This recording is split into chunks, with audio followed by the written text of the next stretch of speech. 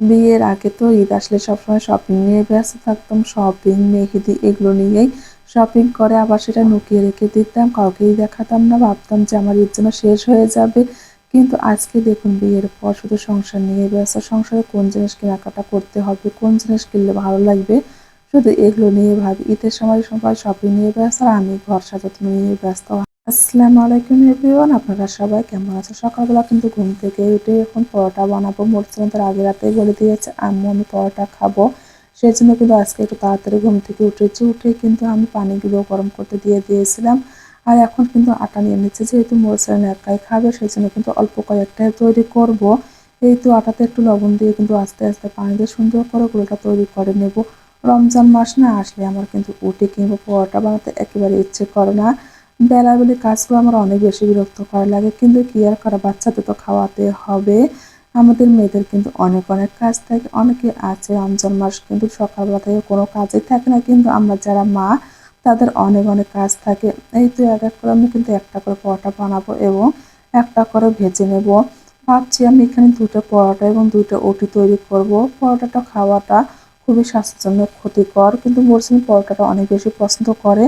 সেই জন্য ভাবছি একটু পরোটা এবং রুটি দুটা তৈরি করবো। আমি কিন্তু এক এক করে তৈরি করছি এবং এখানে ভেজে নিচ্ছি। এদিকে তো মরসুম আমার পাশে দাঁড়িয়ে আছে, বলছে আম্মু আমি কি দিয়ে খাবো, কিন্তু বাসায় আজকে কোনো প্রকারের ডিম ছিল না। সেই জন্য ভাবছি একটু টং চা বানিয়ে দেবো, সেটা দিয়েও খেয়ে নেবে।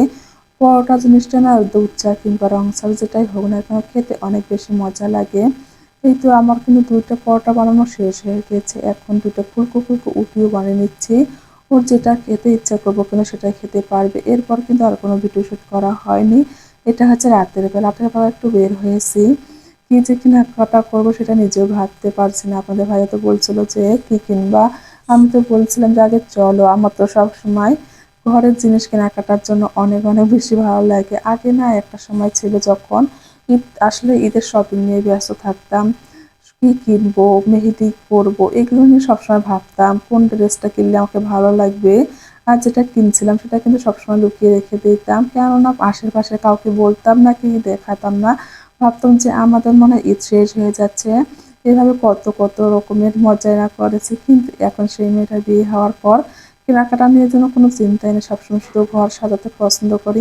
আর আমি মূলত কিন্তু ঘর সাজাতে অনেক অনেক বেশি পছন্দ করি। যখন আমি আমার নিজের বাসায় ছিলাম তখন তো আমি এত এত জিনিস কিনেছি। আমার ঘরের চারপাশে কিন্তু আমি জিনিস দিয়ে ভর্তি করে ফেলেছি। আমার না সবসময় মনে হয় আমার ঘরটা কি সাজালে সুন্দর লাগবে, কোনটা দিয়ে ভালো লাগবে। আমি সবসময় কিন্তু এই চিন্তাগুলো করি। এই তো আমরা কিন্তু টেবিল দেখতে গিয়েছিলাম, এরপর তো স্বপ্নে চলে আসলাম। মরসুম কিন্তু মূলত স্বপ্নতে কিছু খাবার দাবার কেনাকাটা করবে সেই জন্য কিন্তু এসেছিলাম। এই তো কিছু খাবার দাবারও কিনলাম এবং কিছু শপিংও করেছে, সেটা অবশ্যই আপনাদের সঙ্গে শেয়ার করব। এখন কিন্তু আমরা বাসায় চলে যাব। বাসায় যাওয়ার আগে আমরা যে টেবিলটা কিনেছিলাম সেটা কিন্তু দোকানে রেখে দিয়েছিলাম, সেটা এখন নিয়ে চলে যাচ্ছি।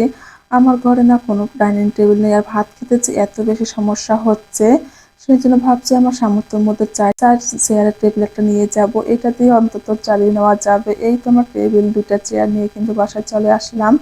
এই টেবিলটা কিন্তু দেখতে অনেকটাই সুন্দর লেগেছে দেখে আমি এটাই কিনেছি। অনেক কালার ছিল কিন্তু আমার কাছে না এটাই ভালো লেগেছে।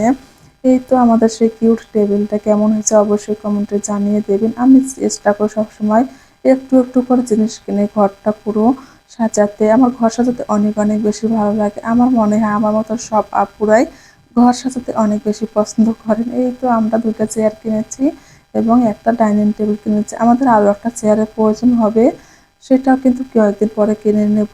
যেতে যেতে ভিডিও শেষে দিয়ে সবাই ভালো থাকবেন। আল্লাহ হাফেজ।